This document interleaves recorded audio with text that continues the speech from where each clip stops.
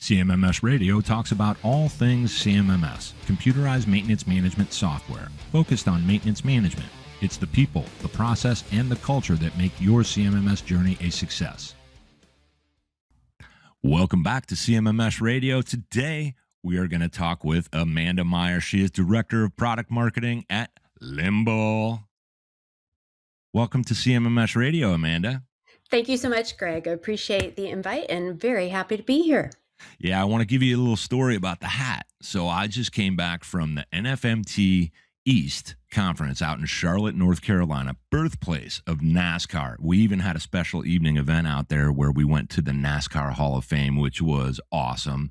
Your crew went there. I spent a lot of time with them just chopping it up, talking about the industry, did a booth visit, had a booth interview. But I was checking in with them regularly, and they're like, "Hey, Greg, do you even have one of these hats?" And I said, "I don't have one yet." They're like, "Here you go." So that's my Limble hat. So this is kind of long overdue, and I really appreciate that we put this project together where we've got you coming in, supporting CMMS Radio. That's important for the people out there in the industry to learn about who you are, learn some of the things that they might have never heard before. But I want to understand a little bit about your background and how you ended up with Limble, if you can share just a little bit. I have spent longer than I will ever admit publicly in software. And what's interesting when I step back and I look at my own background is that the software companies I've worked with have served populations that don't always get a lot of technology, and they're not always first in line. I've worked with car dealers, I've worked with nonprofits, I've worked with dispensaries, and all of those organizations, they have people who are using technology every day, but they're not doing a lot of the cool whiz bang stuff that we hear so much about. And I've loved working with those populations and making technology easy to understand, making it practical, making sure that it's really about empowering humans and really focusing on the human element. And so this opportunity came up at Limble, and it was like, man, if you think about the people who work in maintenance, the people who work in asset management, the people, as a little kid, I remember running around on a plant floor, huge OSHA violation, but I had a great time. I remember those people and interacting with them. So the opportunity to get to do this kind of work and be really curious about this industry and these people who are so important was an opportunity I definitely could not pass up. Oh, I'm smiling hard, like my cheeks are hurting right now because I hear and feel what you're talking about when it comes to being around maintenance people. Salt of the earth, all that goodness, and the doers of the world, the front line, all these things. That's all. It's always nice to be around people that are, I don't know, for me, like a little bit kind of hardcore. Like they're all about what they do and they want to do good work. And then when we talk about these technologies, CMMS or otherwise, when we talk about maintenance technologies, if you can do things that help them and it actually makes sense to them, it fits into their world, not like, here, just use this, but you're building those basic elements, those foundational elements of maintenance excellence, and you get them plugged into the, why are we doing this? Well, why do you want me to use this system? And then they start finding out that they can save time, get more done. They've got some good accountability. You got to make it easy. But speaking of all that, right? Do you want to talk a little bit about, there's a data report that you worked on, and I want to get into that a little bit because that data report itself helped you with developing something else that we'll get into later. But I think that data report also relates to how technologies can meet the needs, even the hidden needs of maintenance teams, manufacturers, facilities people, all of it. So give me a little background on that data report, because I want to hear your take on it. Well, I got to give you some behind the scenes first. I think, like a lot of folks, I'm new to the industry. I've always worked with technology, but I really want to make sure I understand, right? And I want to ask people and I want to learn. And that's the most important thing that people like me do, is to listen. And so we had a pretty basic question. We were hearing a lot about advancements in EAM, which some of which you've covered on this podcast. And we obviously know a lot about CMMS and how robust our platform is, how it has, everything you could want and more. But these things are kind of coming together. And we wanted to understand, well, is that a thing? Is it different? How are people using this information? And how is it making, maintenance easier? How is it getting these people back to their families faster? And really what we did is we set out, we did a survey. We over 250 people. Average tenure, I think, was about 8 years. So we had a good mix, but a lot of really experienced maintenance leaders from all different industries, lots of manufacturing, lots of facilities, but everybody was represented. And we asked them a series of questions. We asked them about, the data that they're gathering and how do they use that and how much of the data is what that they're relying on. And what was fascinating to see is, for us, the data is always fun when it comes back a little bit unexpected, where you get a little bit of a surprise. And at the end of the day, it made total sense. The data came back to us, and we're looking through the survey results. And what happened was that everybody was saying, yeah, software is great, but the data is what's important. The data is what makes the difference, the work capture. Because if your data isn't high quality, if you don't have accurate data, you can layer everything you want on top of it, AI and automation. But if that data is wrong, you're just going to end up in somebody's office arguing about numbers when it goes to ask for budget to replace or repair something. And that's not a valuable use of anybody's time. And so, there were so many great things that came out of the data, but really at the heart of it was this idea of data integrity. And then also, cross-functional trust. If you have good data, people are going to trust you. It takes maintenance from this cost center to a more strategic role. So if you have good data in your system, the organizations that had that good data, 51% of them had cross-functional trust with their friends in finance or their friends in procurement. If you had not great data, that number was only 4%. Whoa. Huge difference, right? Yeah. We saw, 1 in 5 people told us that they log less than half of all technician work orders. How are you making decisions based on that information, right? And only half of respondents said, hey, you know what? We've got great data in our CMMS. So lots of room to grow. And I think, we are always, as technology people, looking forward. We're looking at all the amazing things the platform can do. We're launching AI technologies. We're doing a lot of great work. But at the end of the day, we need to make sure that data is right. Yeah. And we need to help people make sure that that data is getting into the system in a way that is accurate, that is clean. We had a third of respondents who said about half of their maintenance work was still reactive, unplanned. Total surprise. That's a really big one that we see as a constant over the decades. Yeah. And, technology has changed, right? But still, we're coming up against the same issues. And so we fielded this survey. We learned so much about, different folks within a maintenance organization. We're already looking at doing some follow-up stuff to understand maybe a little bit more. We're really taking an opportunity to revisit our maintenance maturity model, see if we can expand that out, if we can apply some of our key learnings and maybe give some helpful insight. It's all about us being helpful. Whether we're providing technology or information or best practices, we want to make sure that we're helping these people do their best work more efficiently so they can get home and do the things in their lives that really matter. It really is that simple, but there's a lot of nuance to how that actually happens, because when we're in this industry on the tech side, or we're doing the work, or a little bit of both, we want those things, but it becomes a challenging, difficult, often overly complicated process to find the time, the effort, the learning, the education to move forward with these technologies because they might not be ready. And then Yeah. as a CMMS organization that's providing this technology, you have your own maturity where you take this great learning, but then you got to do internal verification. You got to say, hey, how often are we seeing this? Is this possible for us to change this part of our solution? Because we're seeing a pretty high number of people that need this. We want to solve that gap for them.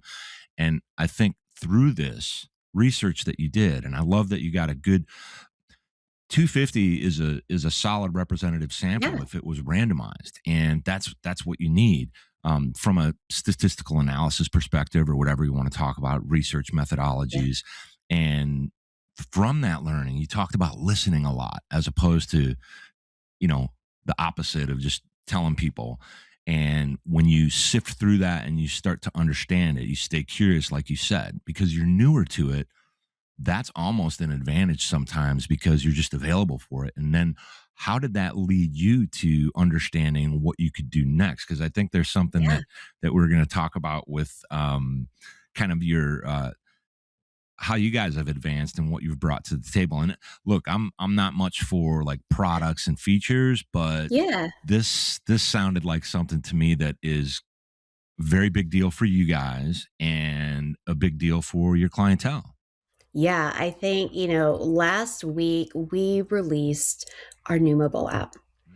And how do these things fit together? Well, we know that work capture is super important. And if we don't have clean data, if we don't have good data, then a lot of the other technology we offer loses its value. How can we make it easier for people to do that? Yeah. Well, one way, we got a phone, right? Everybody's talking about mobile. Everybody's talking about their mobile phone usage or snapping photos, scanning QR codes, and we had a mobile app. But we took a step back and really said, okay, we're relying on technicians to get us this data. Hmm. What do we need to know? So our product team and our designers actually went into the field and they saw people who were, in crawl spaces trying to update records. They saw people who were in the sun in Arizona and it was super bright. And how are they supposed to navigate their phone? Hmm. They wanted to remove as many barriers to entry that they could. And from there, they rebuilt the mobile application from the ground up. Yeah. So it is a brand new mobile experience. We have in the first week over 1,400 users, which is very exciting. And I think, we did things that we really heard from them. We made search a little faster. We expanded offline functionality because a lot of times our customers are places where cell service is not great. Yeah.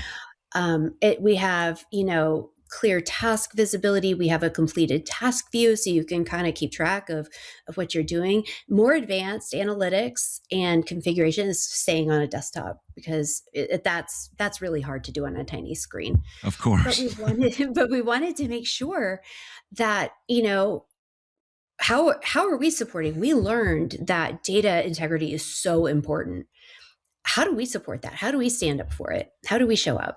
Yeah. And I think this is really one of those great first steps. We also, earlier in the winter, released something called Asset Snap, where you can use your phone, snap a picture, create an asset from the information that is on the piece of equipment. Right.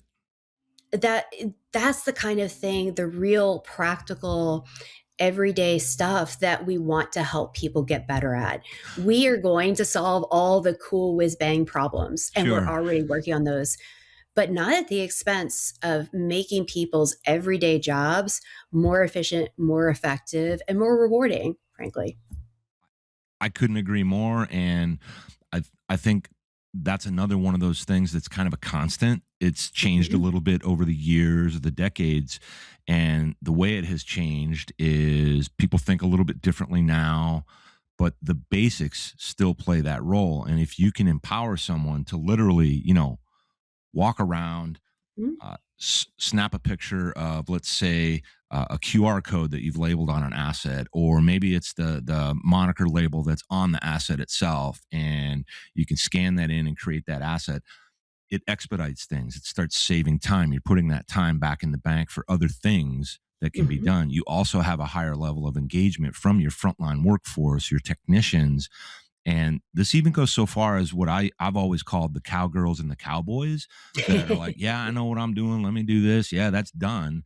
But Yep. now if you have that technology and it's easy and it's not clunky, and it really does have, even in those offline situations, the ability to allow you to continue to work, those are all ways to stack that time and that efficiency, and it becomes less frustrating if it's built well. Like if it's light and Mhm. it's not heavy and all that stuff. We don't want to spin out Yeah. on all that, but I am curious, does the new mobile app have any functionality where instead of just picking a field and then I can use my phone's talk to text type thing in there, is there anything you're leveraging with the technology that allows a technician to interact without typing? Not without voice to text. It's something we're working on, but something we really want to get right. Yeah, yeah, that, and And I love that you said that. Something that we really want to get right. because there's nothing worse. I don't know if you've used voice to text, but you Oh use yeah. voice to text, and it gives you all sorts of zany answers. Uh-huh. And so we really want to make sure that we got that right. We've heard that loud and clear from our customers that that's something they're interested in, but we want to make sure we're covering our bases first before layering in some of that innovation. One of the things that came to mind to me is I remember, I'm old enough to remember, I worked for an automotive software company, and we used to work with car dealers, and they all advertised in the newspaper and on TV. And we were this little plucky upstart trying to talk to them and say, hey, you should be online. I don't want to be online. My newspaper ads work great. You and I now don't think twice about going and looking at cars on a website. But at the time, it was a big shift for them. And it wasn't until we made it easy to do things like take pictures, make a note, that that business really took off. And I see that same kind of need for our techs in maintenance, for the folks who are managing assets, just to keep it really accessible and easy. Yeah. That's going to make the difference. That's going to get that good data. And once you got that good data, you're off and running.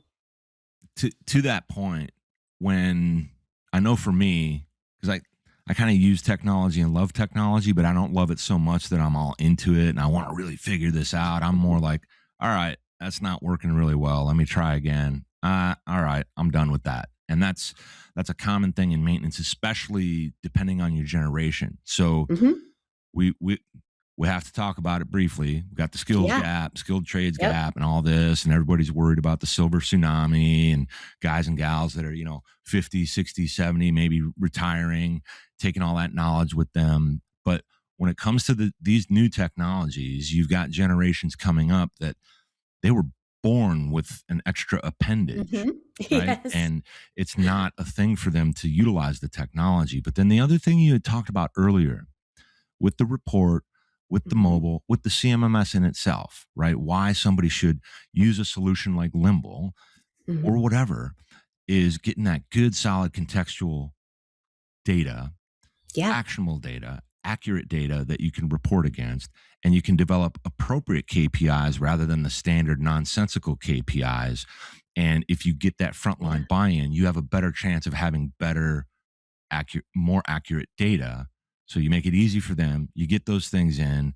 You get more compliance on updating work orders with notes. You get a quicker way to get Yeah. into an asset and look up, well, what's the torque setting for this? Or what's the filter size I'm supposed to bring with me before I head out in the van? I can load it up with the parts. So I love having mobile capability when it comes to work order management, asset management, PMs, and all those things. And I had years of experience with this. And I think when you have that aha moment with teams and they buy into the technology and go, oh, this is easy enough Yeah. I want to say, like I say, the kind of veterans, the ones that are more Yep. resistant, the gunslingers that are like, I don't need to be looking at that mobile thing. And if you can get them involved and they can see the value, man, you are cooking. And then the other thing with all these technologies, we talk about it all the time now for at least probably 3 or 4 years, is we want a way to preserve tribal knowledge Absolutely. that our veterans of industry have in between their ears. Yep. One challenge that sometimes comes up is they might not want to put all that knowledge into the system because that they think it makes them less relevant. Whereas a lot of us are, well, you get to leave a place in better condition than when you got there, right? What do you think is the most, aside from the mobile app, right, and the new release of that, which is Yeah. great, congratulations on that, what do you think is next on the horizon from a technology development perspective for Limble? It's a great question. I think there's a lot of fascinating stuff on the horizon. And I think, too, one of the things that we've learned through the mobile app, through our AI release earlier in the year, is we're partnering with our customers and our users in a different way. And that's Mm, not to say we didn't listen before, we did. But I think we're bringing sort of more context and more information to the table. We have a better background, so we're doing stuff like this research. yeah, We're talking to customers all the time. We have the resources to do that now, and so I think what you'll see moving forward in terms of our roadmap is a team that is very much executing on the vision of a platform, allowing you to do lots of things easily, cleanly, and from a single system. Certainly we have a lot of asset stuff that we love to highlight that is really very tied into your CMMS data, and it just saves you a whole bunch of steps. But I think, too, you'll see us start to layer in some of what we learned with this mobile exercise. yeah, We learned a lot about design. We learned a lot about how to configure a screen so it's really easy for somebody. We spent a lot of time, too, on accessibility. So we realize that not everybody has the same capabilities. Maybe some of your folks who are part of that gray tsunami are having a harder time. I wear readers. Maybe they're having a harder time seeing too. How do we make it easier? yeah, And so I think you'll continue to see us make improvements to the platform across all areas that are really geared towards streamlining, simplifying, highlighting what we know is going to provide value, and then start to layer on some of the advanced technologies. Our ethos in terms of AI is that it's got to be practical. We really, we could build AI stuff that is fantastic and feels like a wizard and has ponies on the screen. We could do all of that, but we want to make sure that what we're building is what's right for you. And so we're taking AI to solve the problems we were already going to solve anyway. We're really committed, I think, to introducing it in meaningful ways. So look for us over the course of the rest of the year to continue refining our experience, doing a lot of work around ease of use, simplicity. We've always been easy to use and people love us for it. The best is going to get better in that regard. But then I think you'll start seeing us layer in new stuff, and in a way that's real natural and fits the workflows that we know folks use every day. yeah, yeah, It's exciting times, to be sure. yeah. And I can see that. I can feel that from you, your team. I felt the same thing, and it's like that with a lot of the other CMMS and EAM providers. When they're working on new stuff, they're learning a little bit more about how they could better serve their clients. Sure, you're going to get more sales. That's great. We're all Yeah. in business to make money. Interesting story. Just on a side note. So in my past, I had a client that I worked with at the technology company that I was at. And I remember years later, this was within the last couple of years, um, he had seen an episode that I did with Brian Christiansen, Yeah. your Yep. founder Founder. and former CEO. Yep. By the way, congrats on having a new CEO. And Thank you. he wrote me and he's like, "Oh, hey, Greg, yeah, I love Limble." And I was just asking him why. And I already knew exactly how he worked, what he cared about, what he was always paying attention to, how he would respond to making improvements for his maintenance team. Yep. And he's using these platforms for multi-site. And so Yeah. when he said that, that made me think, oh, great. Okay, so they must be backing him up with great service.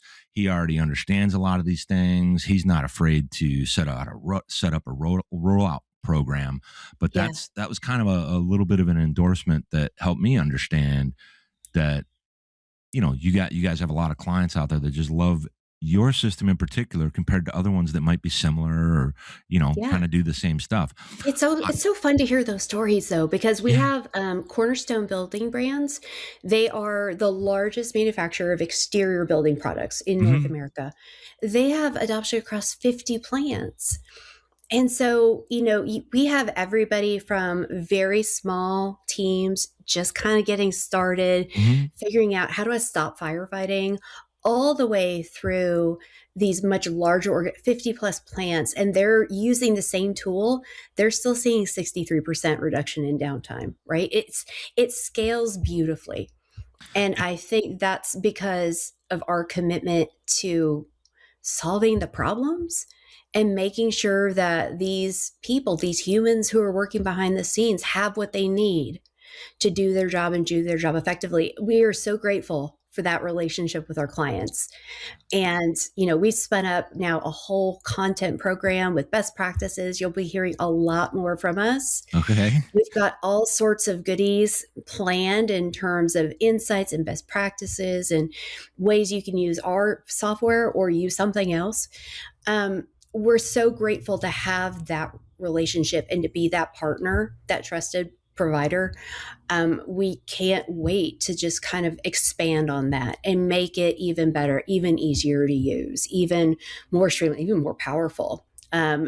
Provide value to folks in your organization, your CFO. We want to make sure that we're providing that. And it's been great to see. It's been great to meet our clients. They're all so interesting and they have such diverse stories. From Cornerstone Building Brands, we have Allagash Brewing, which is a craft brewery. Yeah. We think a lot about asset management, and those folks, they got their asset hierarchy set up. 120,000 square foot facility, Yep. got their asset hierarchy set up in 30 days. That's that's Right? that's a fast turnaround. Okay. Fast Yeah. turnaround. And by 60 days, they were managing 2,000 assets. Like, that's crazy that they're getting that kind of return is hugely rewarding and what keeps us going every day.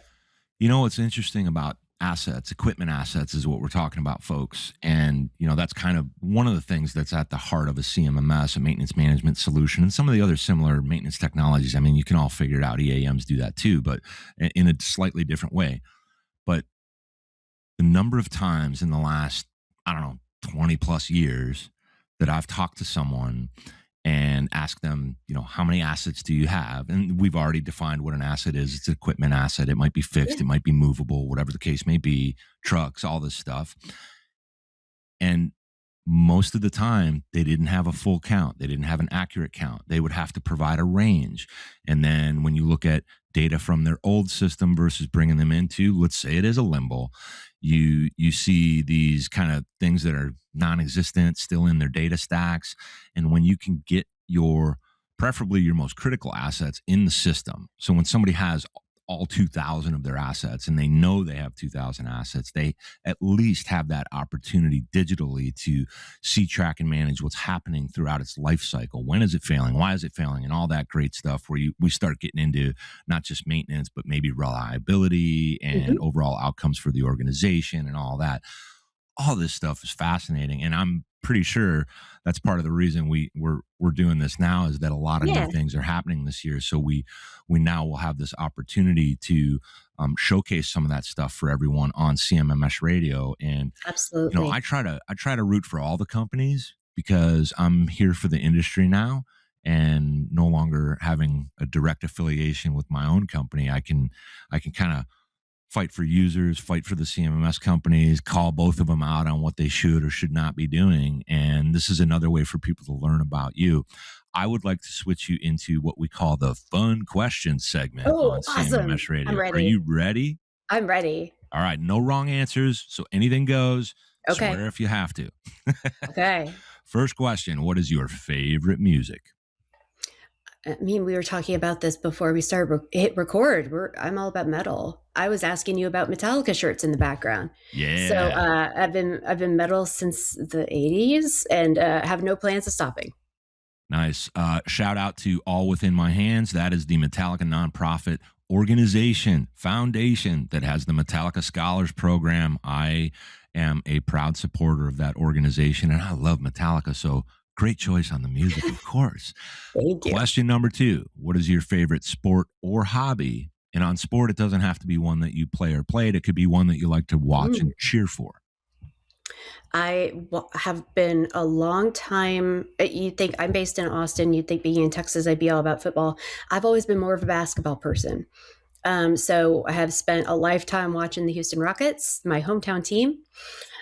Very much like that. I think in terms of stuff, I play basketball very badly. So I do try to run, and I kayak. I have a little tiny boat, and I go out and I row my boat on the lake. Kayaking is a good one. That might be the first time I've ever heard that answer, and that's why I like to do this segment, because we get a little snapshot into, who you are and what you kind of like. So here's the big one, and again, no wrong answers on this stuff. What is your philosophy, perspective? Is it even a thing when it comes to this concept of work-life balance? I think I've learned a lot over the years. I think I went out guns blazing when I was younger and burnt out pretty fast.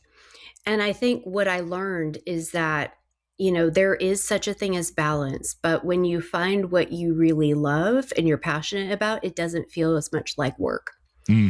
And so you're curious, you want to learn more. Research is a good example. I was up late writing that, but that was so much fun for me.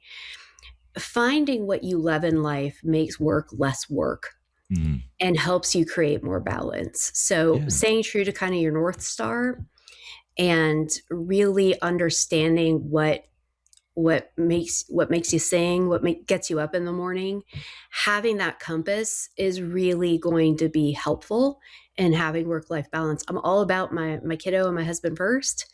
I always put them first, but having work that you love fulfills a different part of your heart. Yeah. And that's really something that was hard fought learning for me, but something I definitely share with my own team. Yeah, that's great. And there's no wrong answers, because everybody has a different take, a different approach to it, and it helps somebody. It might resonate. They might say, I don't care about that. I think you got to balance it out 50-50, whatever. And this is just so much fun to get to know you. I want to thank you, Amanda, for making this time to come on CMMS Radio. Again, shout out to Limble, stepping up to support CMMS Radio. Yeah, let's throw the horns. Throw the horns. Thank you for this first of possibly many CMMS Radio episodes with Limble. And folks, that is Amanda Meyer. She is Director of Product Marketing at Limble. You can find her on LinkedIn, and you know how to find Limble. They're out there too, and they're all over the internet, and they're at trade conferences. I just saw them at NFMT East, and we'll see them again. I know you guys are going to be at Reliable Plant in June in Reno, Tahoe, Nevada, or Tahoe, Reno, Nevada. And just for everybody that's wanting to go to Reliable Plant, if you want to hook up with Limble and a bunch of maintenance professionals that can really help you with your problems, I've got a 10% discount code. It's an exclusive. Use CMMS10 and you'll save 10%. Hurry up, because the price is about to go up, I think, in about a week. So thank you, Amanda, for being here with me. Thank you, Greg. Take care. Talk to you soon. Yeah. Did you find this episode helpful? Please send us some feedback, suggest a topic, or ask a question. Reach out to CMMS Radio if you need a co-pilot on your CMMS project. Visit CMMSradio.com and use the What's on Your Mind link. Thank you for tuning in to CMMS Radio, your resource for all things CMMS, from selection to implementation, to help you make better choices, learn from industry experts, and have a successful CMMS journey.